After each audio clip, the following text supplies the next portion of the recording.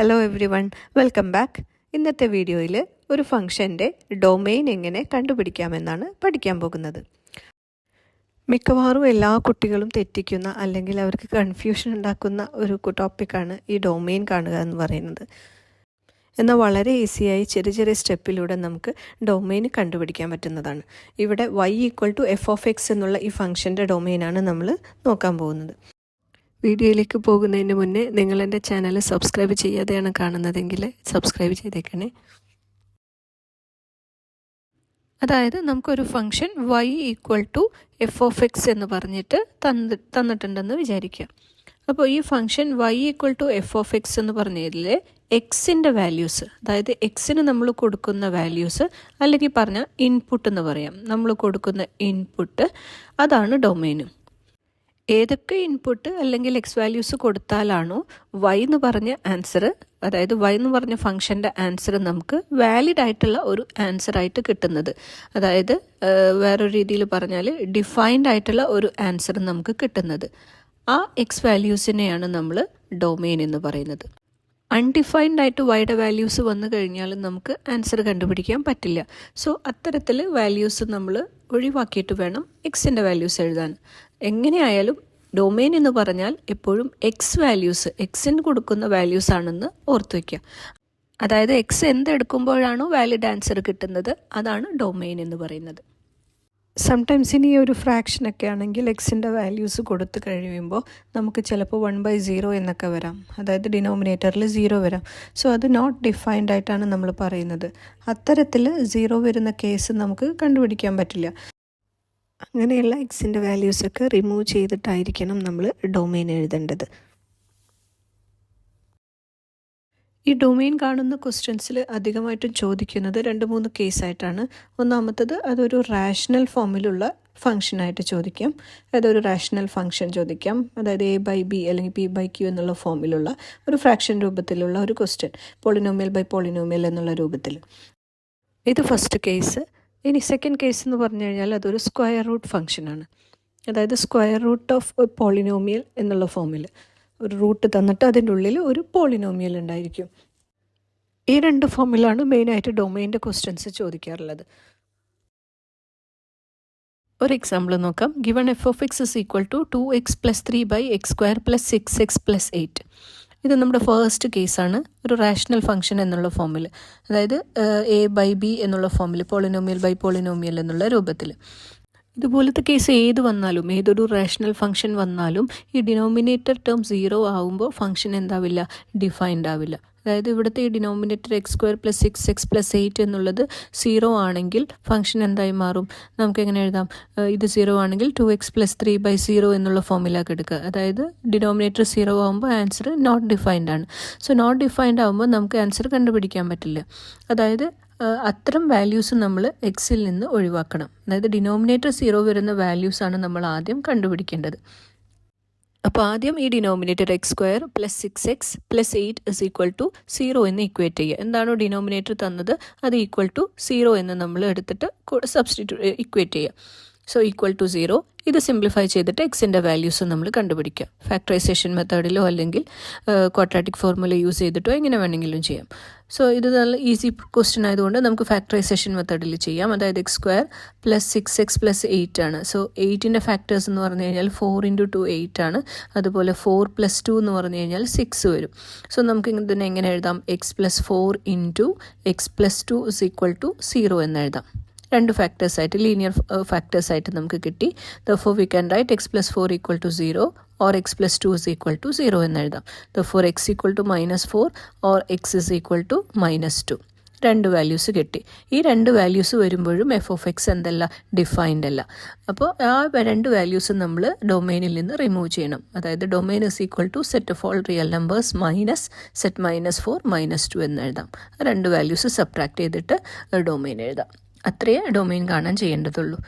ഈ റൂൾ വെച്ചുകൊണ്ടാണ് rational ഫംഗ്ഷൻ്റെ a/b ഫോമിലുള്ള എല്ലാ ഫംഗ്ഷൻസിൻ്റെയും ഡൊമെയിൻ നമ്മൾ കണ്ടുപിടിക്കുന്നത്. അടുത്ത ക്വസ്റ്റ്യൻ, f(x) = √2 - x. ആദ്യം നമ്മൾ സ്ക്വയർ റൂട്ട് എവിടെയാണ് എടുക്കുന്നതെന്ന് നോക്കാം. ഇവിടെ സ്ക്വയർ റൂട്ട് ന്യൂമറേറ്ററിലാണ് കിടക്കുന്നത്. ഈ സ്ക്വയർ റൂട്ട് ഫംഗ്ഷൻ തന്നെ രണ്ട് വിധമുണ്ട്. ഒന്ന് ന്യൂമറേറ്ററിൽ സ്ക്വയർ റൂട്ട് വരുന്നതും അതുപോലെ തന്നെ ഡിനോമിനേറ്ററിൽ സ്ക്വയർ റൂട്ട് വരുന്നതും. ഇങ്ങനെ രണ്ട് കേസായിട്ടാണ് ഈ ക്വസ്റ്റ്യൻസ് വരിക.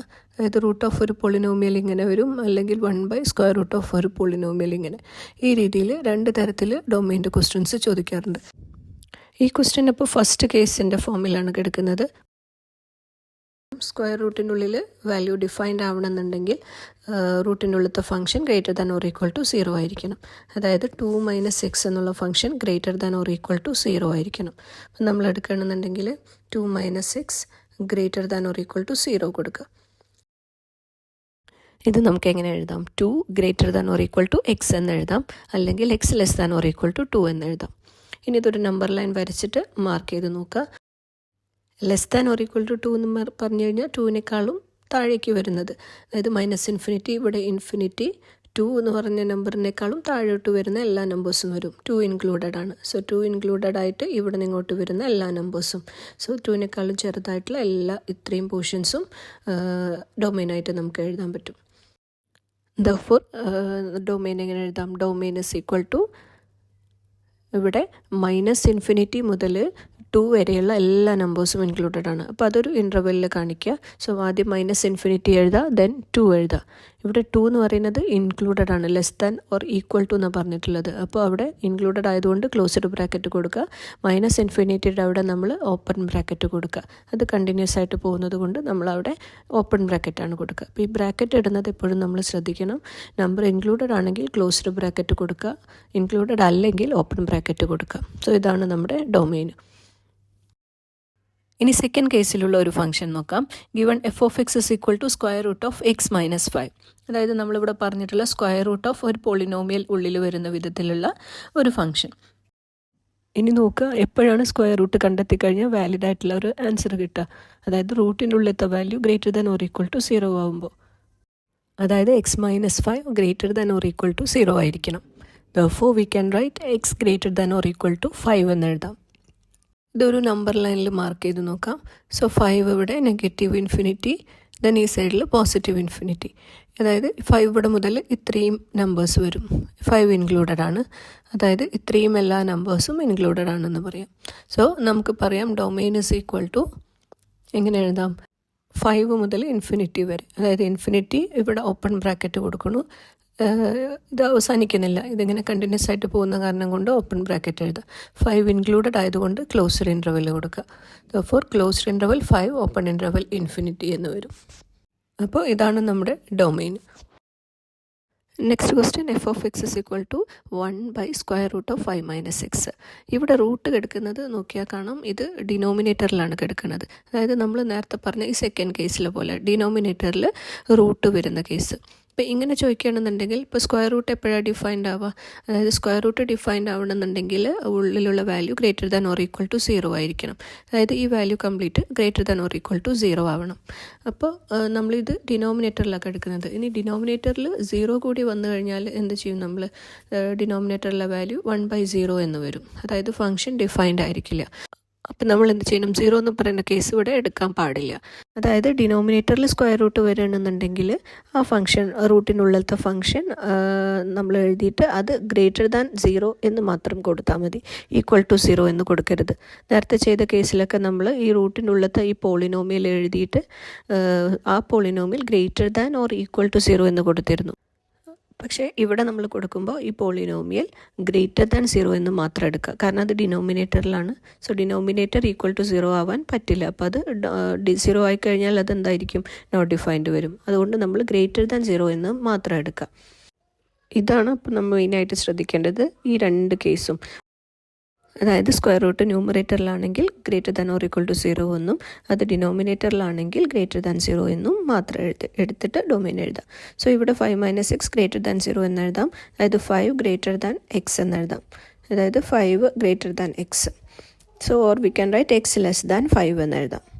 ഇത് നമ്പർ ലൈൻ വരച്ചിട്ടോ അല്ലാണ്ടെയോ ഡൊമെയിൻ കണ്ടുപിടിക്കാം. 5 ഇവിടെ, അതുപോലെ ഇൻഫിനിറ്റി മാർക്ക് ചെയ്യുക. 5-നേക്കാളും ചെറുതായിട്ടുള്ള എല്ലാ നമ്പേഴ്സും, 5 ഇൻക്ലൂഡഡ് അല്ല. സോ ഇത്രയും പോർഷൻസ് വരും. ഇവിടെ 5 എന്ന് പറയുന്നത് എന്താണ്? 5 ഇൻക്ലൂഡഡ് അല്ല, 5നെ നമ്മൾ ഒഴിവാക്കണം. സോ ഇവിടെ ലെസ് ദാൻ തന്ന കാരണം കൊണ്ട് 5 ഇൻക്ലൂഡഡ് അല്ല, നോട്ട് ഇൻക്ലൂഡഡ് ആണ്. സോ 5 ഒഴിവാക്കിയിട്ട് എഴുതുമ്പോൾ നമുക്ക് എങ്ങനെ എഴുതാം? Therefore domain is equal to -∞ മുതൽ 5 വരെ. സോ -∞ ടു 5, -∞ അവിടെ ഓപ്പൺ ബ്രാക്കറ്റ്, 5 ഇൻക്ലൂഡഡ് അല്ലാത്തത് കൊണ്ട് അവിടെയും ഓപ്പൺ ബ്രാക്കറ്റ്. ഇത്തരത്തിൽ ഡൊമെയിൻ്റെ എല്ലാ ക്വസ്റ്റ്യൻസും നമുക്ക് കണ്ടുപിടിക്കാം. വീഡിയോ ഇഷ്ടപ്പെട്ടാൽ ലൈക്ക് ചെയ്യുക, ഷെയർ ചെയ്യുക, സബ്സ്ക്രൈബ് ചെയ്യുക.